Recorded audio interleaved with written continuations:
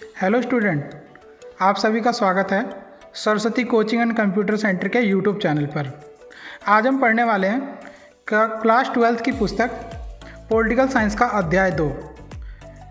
अध्याय का नाम है दो ध्रुवीयता का अंत, यानी जो मतलब एक महाशक्ति का किस प्रकार से अंत हुआ और विश्व के अंदर अकेली महाशक्ति बचेगी। इस लेसन का पार्ट 1 हमने ख़त्म कर लिया है, ये इस लेसन का पार्ट 2 है। तो ये आइए शुरू करते हैं एक कदम शिक्षा की। हेलो स्टूडेंट, तो हम पॉलिटिकल साइंस का अध्याय 2 दो ध्रुवीयता के अंत के बारे में पढ़ रहे हैं। कल हमने इस लेसन का पार्ट 1 ख़त्म किया था, जिसके अंदर हमने देखा कि बर्लिन की दीवार क्या है, सोवियत संघ का जन्म कैसे हुआ, सोवियत प्रणाली क्या है, सोवियत संघ की विशेषता क्या है और सोवियत संघ में किस प्रकार से अंत कैसे हुआ इसकी कमियां क्या क्या थी कम्युनिस्ट पार्टी की और इसका विघटन किन कारणों से हुआ। फिर हमने आगे पढ़ा कि सोवियत संघ के विघटन का परिणाम क्या हुआ। आज हम उससे आगे पढ़ने वाले हैं, अध्याय 2 पार्ट 2 शुरू करने वाले हैं हम।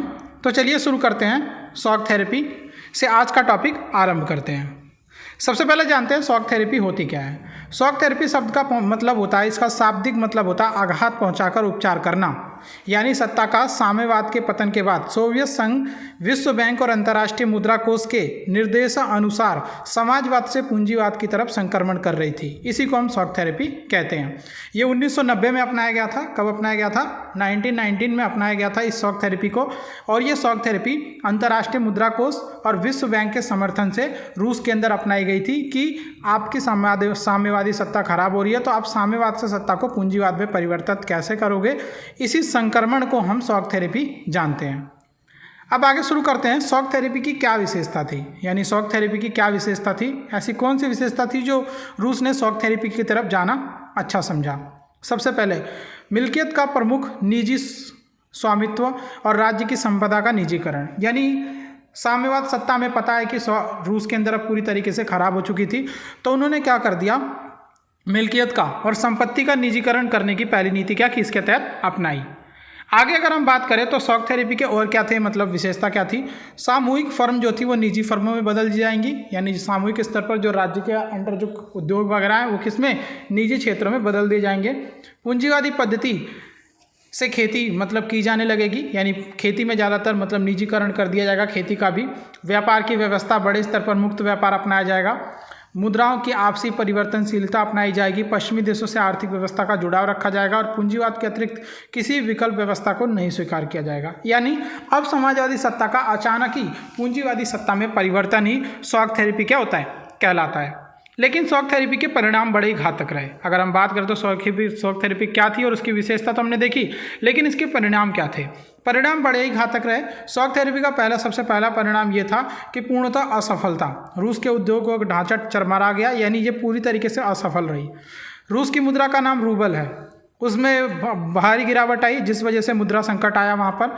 सामाजिक कल्याण की व्यवस्था एक तरीके से पुरानी व्यवस्था नष्ट हो गई और नई व्यवस्था तो सही से काम ही नहीं कर रही थी। सरकार के कहा जाता है कि रियायत खत्म हो गई और ज़्यादातर लोग गरीब हो गए। गरीब क्या, गरीब तो बद से बदतर हो गए। 90% उद्योग निजी हाथों में कंपनियों में बेचना पड़ा और ये भी औने पौने दाम पर बिके, यानी किसी भी मतलब दाम पर कोई भी कालाबाजारी करने लग जाता था।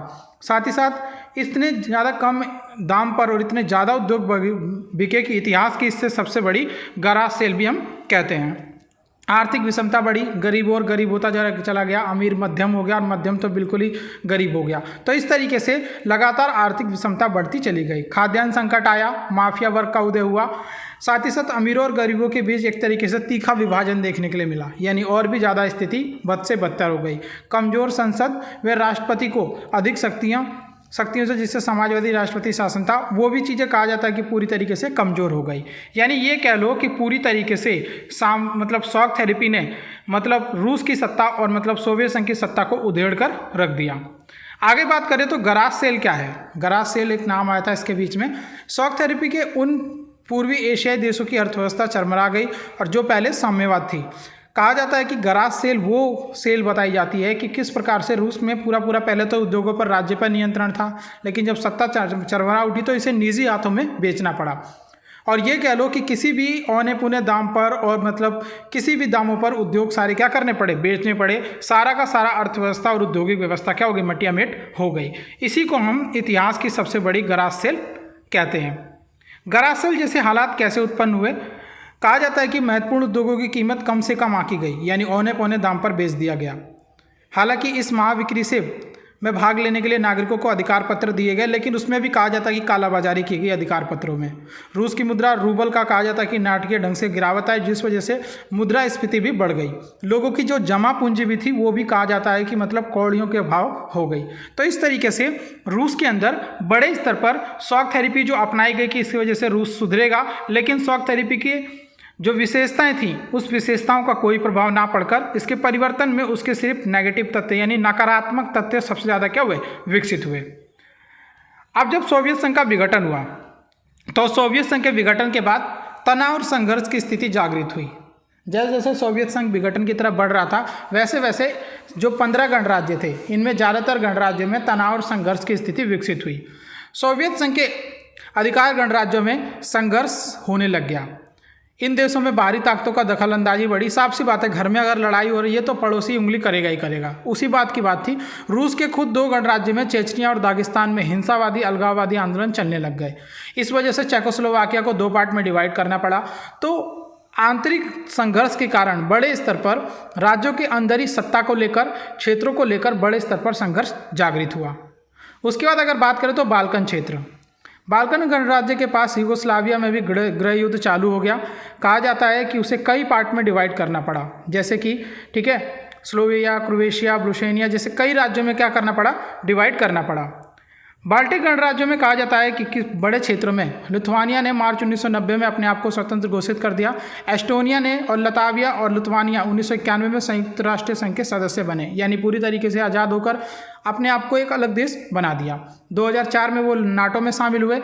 इन तीनों गणराज्य ने ही सबसे पहले सोवियत संघ में कहा जाता है कि विरोध व्यवस्था जागृत भी की थी। इसी प्रकार से मध्य एशिया में भी संघर्ष तनाव रहा। जैसे कि बात करें तो तजाकिस्तान का गृह युद्ध 10 वर्षों तक चला, यानी तजाकिस्तान का गृह युद्ध 10 वर्षों तक चला, यानी लगातार 2001 तक गृह युद्ध चलता रहा। अजरबैजान, अल्मेनिया हो गया, यूक्रेन हो गया, किर्गिस्तान हो गया, जॉर्जिया हो गया, इनमें भी गृह युद्ध की स्थिति जागृत हुई। तेल को लेकर, प्राकृतिक संसाधनों को लेकर कहा जाता है कि ये लड़ाई का अखाड़ा बन गया और बाहरी क्षेत्रों का मतलब बार बार हस्तक्षेप तो हो ही रहा था। यानी सोवियत संघ के विघटन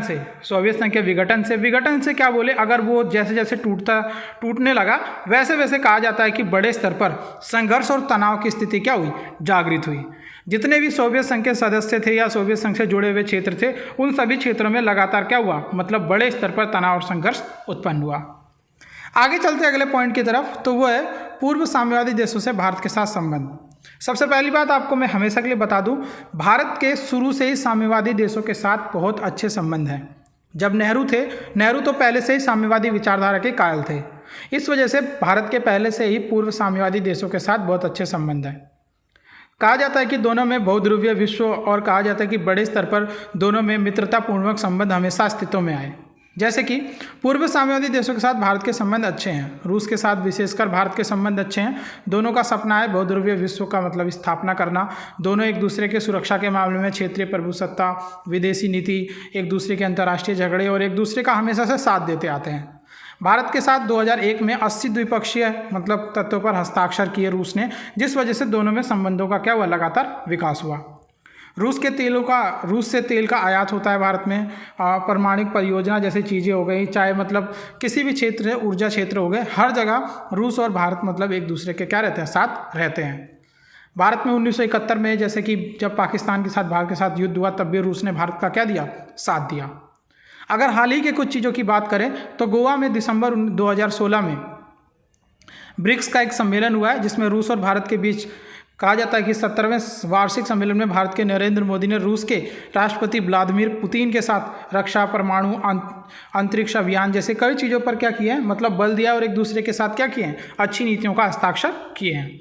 तो इस तरीके से भारत और मतलब साम्यवादी देशों यानी रूस के साथ या सोवियत संघ के साथ भारत के काफ़ी अच्छे संबंध माने जाते हैं।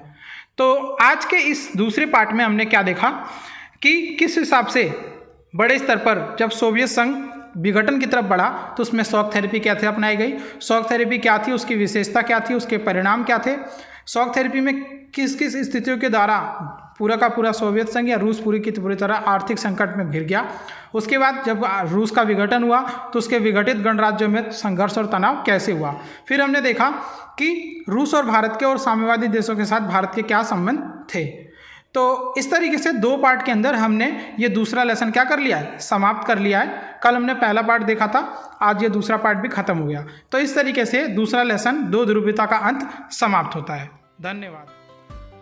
तो दोस्तों, जैसा कि आपने देखा, हमने क्लास 12 की पॉलिटिकल साइंस का दूसरा लेसन द्विध्रुवीयता का अंत भी समाप्त कर लिया।